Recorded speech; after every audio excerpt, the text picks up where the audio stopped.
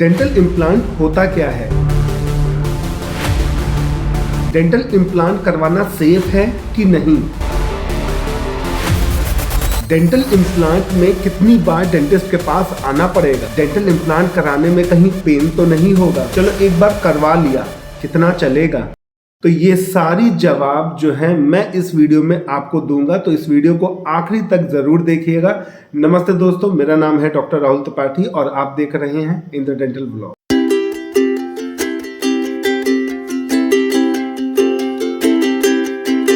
Dental implant जो है एक टाइटेनियम का पोस्ट होता है, एक स्क्रू जैसा होता है जो कि आपके जॉ बोन के अंदर प्लेस कर दिया जाता है। जहां पे आपका दांत नहीं है, जहां पे मिसिंग एरिया है, वहां पे उसे प्लेस कर दिया जाता है और कुछ महीनों के बाद वहां पे एक कैप लगा देते हैं जिसकी मदद से आप खाने को आसानी से चबा सकते हैं, बोल सकते हैं और उसे अच्छी तरीके से इस्तेमाल कर सकते हैं।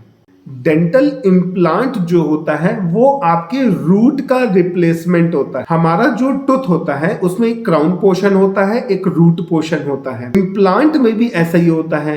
जो क्राउन पोर्शन होता है, जो हम ऊपर से कैप लगाते हैं, वो क्राउन पोर्शन हो गया और जो रूट है वो इम्प्लांट होता है। अब हम बात कर लेते हैं कि इम्प्लांट के कितने पार्ट्स होते हैं।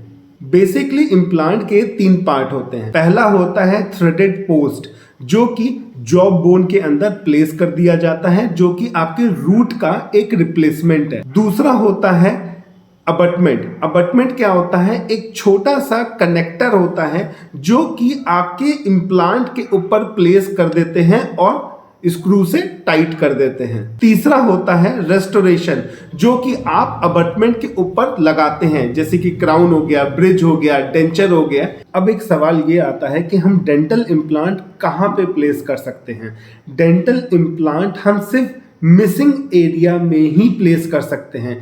चाहे आपके 1 दांत नहीं है, 2 दांत नहीं है, 5 दांत नहीं है, 10 दांत नहीं, या फिर आपके पूरे अपर और लोअर जॉ में दांत ही नहीं है, तो उस एरियाओं में, मिसिंग एरिया में हम इम्प्लांट को प्लेस कर सकते हैं। किसी भी कारण की वजह से अगर आपके दांत निकल जाते हैं, चाहे कैविटी हो गया हो, चाहे ग्रॉसली केरियस टूथ हो, या फिर आपका टूथ मोबाइल हो गया हो, हिलने लग गया हो, या गम डिजीज की वजह से आपका दांत चला गया हो, या फिर कभी भी वहां पर दांत आया ही नहीं है, एनोडोंशिया के केस में भी हम डेंटल इम्प्लांट कर सकते हैं। अब हम बात करते हैं कि डेंटल इम्प्लांट कितने तरीके के होते हैं। डेंटल इम्प्लांट बेसिकली 2 तरीके के होते हैं। पहला होता है एंडोस्टील इम्प्लांट, दूसरा होता है सब पेरियोस्टियल इम्प्लांट। एंडोस्टील इम्प्लांट क्या होता है? ये एक कॉमन इम्प्लांट जो हम लोग जॉ बोन के अंदर डायरेक्टली प्लेस कर देते हैं और 3 महीने 4 महीने के बाद हम उस पर कैप लगा देते हैं, तो इसे हम एंडोस्टील इम्प्लांट बोलते हैं। एंडोस्टील इम्प्लांट जो होते हैं वहीं पे किया जाता है जहां पे बोन डेंसिटी अच्छी होती है, जहां पे बोन, आपकी जॉ बोन अच्छी होती है, वहीं पे हम एंडोस्टील इम्प्लांट कर सकते हैं। दूसरा जो आता है वो है सब पेरियोस्टियल इम्प्लांट। ये क्या होता है?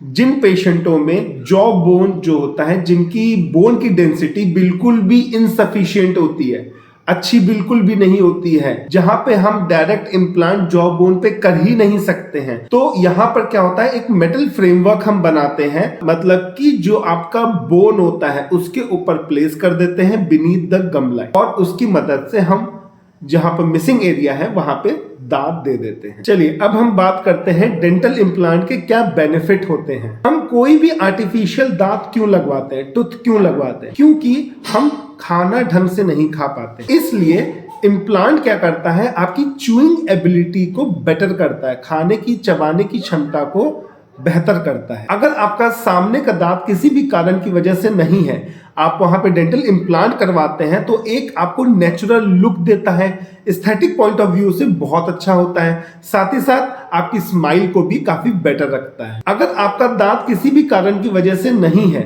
और आप इम्प्लांट ना करवा करके ब्रिज करवाते हैं, डेंटल ब्रिज करवाते हैं, तो जो बीच का पोर्शन है वहां पे, जहां पे मिसिंग एरिया है, वहां पे कुछ सालों के बाद जाकर के बोन लॉस होने लगेगा, क्योंकि वहां पे कुछ है ही नहीं। अगर आप ब्रिज की जगह आप डेंटल इम्प्लांट प्लेस करवाते हैं, तो वहां पे जो जॉ बोन है वो प्रिजर्व रहेगी, आपका कभी भी बोन लॉस नहीं होगा। डेंटल इम्प्लांट की ड्यूरेबिलिटी भी बहुत अच्छी होती है, काफी लंबे समय तक इम्प्लांट चलता है। अगर आपका ओरल हाइजीन काफी अच्छा है, आपके मेडिकल कंडीशन काफी ठीक है, आप मेंटेन करके चलते हैं अपने आप को, तो आपका इम्प्लांट भी लाइफ लॉन्ग चलता है। अब एक सवाल ये आता है, क्या हमें इम्प्लांट कराने में पेन होगा? देखिए, इम्प्लांट एक सर्जिकल प्रोसीजर है। उसमें हम क्या करते हैं, लोकल एनेस्थीसिया जो है हम पेशेंट को दे देते हैं, जिससे कि थोड़ी सी नमनेस हो जाती है। उसके बाद हम जो है सर्जिकली जो है डेंटल इम्प्लांट को आपके जॉ बोन में प्लेस कर देते हैं। पेशेंट को बिल्कुल भी पेन नहीं होता है। अगर आप किसी भी डेंटिस्ट के पास जाते हैं, आप एक नॉर्मल सा टूथ एक्सट्रैक्शन भी करवाते हैं, वो भी एक माइनर सर्जिकल प्रोसीजर है। दांत भी निकलवाते हैं तो एक माइनर सर्जिकल प्रोसीजर है। तो जो प्रिकॉशन आपको उसमें लेना है, वही प्रिकॉशन आपको डेंटल इम्प्लांट में भी लेना है।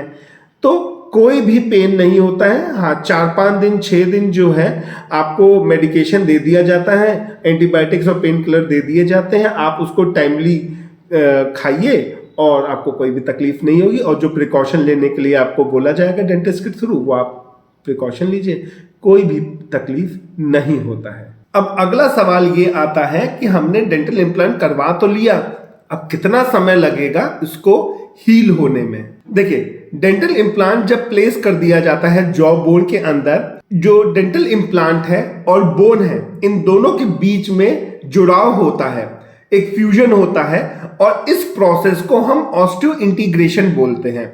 तो लगभग 3 महीने से लेके 6 महीने तक लग सकता है। डिपेंड करता है आपकी मेडिकल कंडीशन के ऊपर, और एज फैक्टर भी बहुत ज्यादा मायने रखता है। अगर आप यंग हो तो आपका 3 मंथ्स के अंदर ही अंदर फ्यूजन हो जाएगा इम्प्लांट और बोन के बीच में। और अगर आपकी एज ज्यादा है तो समय और प्लस मेडिकल कंडीशन भी, जैसे बीपी, शुगर, थायराइड, ये सब भी प्रॉब्लम है, नॉर्मल है लेकिन है, तो हीलिंग होने में थोड़ा सा टाइम लग सकता है। नेक्स्ट क्वेश्चन ये होता है कि हमें डेंटिस्ट के पास कितनी बार जाना पड़ेगा? देखिए, सबसे पहला जो अपॉइंटमेंट होता है, आप जाते हो, डॉक्टर से मिलते हैं, डॉक्टर आपका ओरल एग्जामिनेशन करता है, डॉक्टर आपको कुछ टेस्ट लिखता है, एडवाइस करता है। एक तो ब्लड टेस्ट हो गया प्लस सीबीसीटी हो गया, जिसमें हमें यह पता लगता है कि बोन डेंसिटी कितनी है, विड्थ कितना है बोन का, लेंथ कितनी है बोन की, हमें इम्प्लांट का साइज कितना रखना है, तो ये हमें सीबीसीटी से पता लग जाता है। तो ये 2 चीज आपको फर्स्ट अपॉइंटमेंट में डॉक्टर एडवाइस करता है कि आप ये करवा के लेके आइए, तो देखते हैं। सेकेंड विजिट में जब आप करवा के आते हैं, डॉक्टर आपको देखता है, चेक करता है, तब फिर वो इम्प्लांट डिसाइड करता है कि हाँ, हमें किस साइज का इम्प्लांट और किस कंपनी का इम्प्लांट प्लेस करना है। थर्ड विजिट में आपका इम्प्लांट प्लेस कर दिया जाता है। फिर हम वेट करते हैं लगभग 3 महीने से 6 महीने, depend upon your age condition, हमें वेट करना पड़ता है। और उस जब ड्यूरेशन खत्म हो जाता है, ऑस्टियो इंटीग्रेशन का जो प्रोसेस का जो ड्यूरेशन होता है वो जब खत्म हो जाता है, उसके बाद हम क्राउन प्लेसमेंट के लिए अपॉइंटमेंट रख लेते हैं। मैं जब भी इम्प्लांट करता हूं ना, तो एक सवाल जरूर ये सामने आता है, पेशेंट जरूर ये पूछता है। एक तो डेंटल इम्प्लांट थोड़ा सा कॉस्टली होता है, तो ये सवाल पूछना बहुत ज्यादा लाजमी है कि कितना चलेगा। जी हाँ, कितना लाइफ स्पैन रहेगा एक डेंटल इम्प्लांट का? देखिए, इसका एक सिंपल सा जवाब ये है कि अगर आप अपना ओरल हाइजीन अच्छा रखते हैं, मेंटेन करके रखते हैं, 2 बार ब्रश करते हैं, फ्लॉस यूज करते हैं, माउथ वॉश यूज करते हैं, प्लस आपकी जो मेडिकल कंडीशन है जैसे बीपी, शुगर, थायराइड, कोलेस्ट्रॉल, जो भी ये प्रॉब्लम है, आप इसको मेंटेन करके चलते हैं, तो आपका जो डेंटल इम्प्लांट है वो काफी लंबे समय तक चलेगा।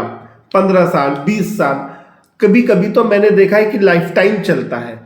तो ये सब डिपेंड करता है आपके ऊपर कि आप कैसे अपने ओरल हाइजीन को और मेडिकल कंडीशन को ठीक रखते हैं। बहुत लोगों की आदत होती है स्मोकिंग करने की, पान मसाला गुटखा खाने की, तो अगर आप ये काम करोगे तो आपका इम्प्लांट कितना ही चलेगा।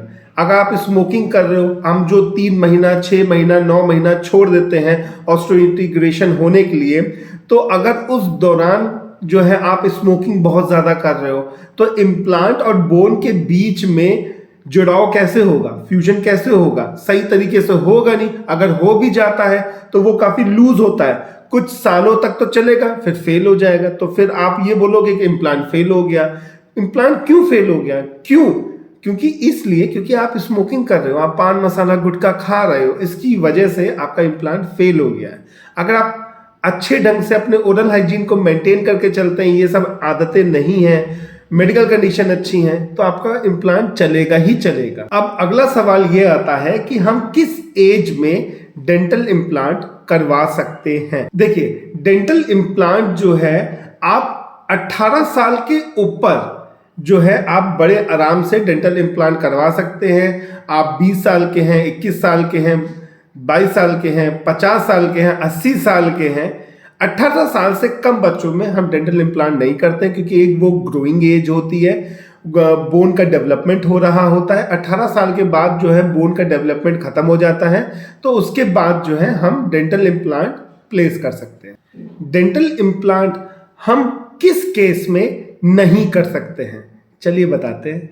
सबसे पहला, जिन पेशेंटों में अनकंट्रोल्ड डायबिटिक की प्रॉब्लम है, मतलब कि अगर उनकी डायबिटीज जो है बहुत ज्यादा है, मतलब कि कंट्रोल में ही नहीं है, 300, 400, 350 ऐसे जा रहा है, तो उस केस में हम डेंटल इम्प्लांट नहीं कर सकते हैं, क्योंकि डेंटल इम्प्लांट वहां पर फेल हो जाएगा। कुछ पेशेंट अगर अपने हाइजीन को मेंटेन नहीं कर पाते हैं, उनको पेडोंटल प्रॉब्लम है, गम डिजीज वाली प्रॉब्लम है, बहुत ज्यादा मुंह गंदा है, पायरिया की प्रॉब्लम है, प्लाक का डेपोजिशन बहुत ज्यादा है, तो इस केस में आपका इम्प्लांट चलेगा ही नहीं।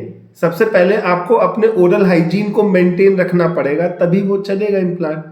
अगर आपका ओरल हाइजीन अच्छा नहीं है तो आप इम्प्लांट बिल्कुल भी मत कराइए, क्योंकि वहां पर फेल हो जाएगा। तीसरा केस, अगर बोन लॉस है तो इम्प्लांट नहीं हो सकता, या फिर इनसफिशिएंट बोन है तब इम्प्लांट नहीं हो सकता। जैसे कि मैंने आपको पहले भी बताया, गम डिजीज है या पेडोंटल डिजीज होता है, तो उस केस में भी जो है हम नहीं करते हैं डेंटल इम्प्लांट। या फिर आपको कोई बोन डिसऑर्डर है या ऑटो इम्यून डिसऑर्डर है, तो उस केस में भी हम इम्प्लांट नहीं करते हैं। अब हैबिट्स के ऊपर भी आता है, अगर आप बहुत ज्यादा सीवियर स्मोकर है, पान मसाला गुटखा बहुत ज्यादा खाते हैं, तो उस केस में भी आप इम्प्लांट ना ही करवाइए। डेंटल इम्प्लांट के रिगार्डिंग जितने भी आपके मन में डाउट्स हैं, क्वेश्चन है, उसको मैंने पूरा कवर करने की कोशिश किया है। फिर भी अगर मुझसे कोई पॉइंट छूट जाता है, आप कमेंट सेक्शन में मुझसे पूछ लीजिएगा, मैं वहां पे रिप्लाई करने की बिल्कुल भी कोशिश करूंगा। अगर आपने यहाँ तक वीडियो मेरा देख लिया है तो लाइक करना, शेयर करना, चैनल को सब्सक्राइब करना, और साथ ही साथ इंस्टाग्राम और फेसबुक पे मुझे फॉलो कर लीजिए। हैव अ मस्ती, have a blast, always keep smiling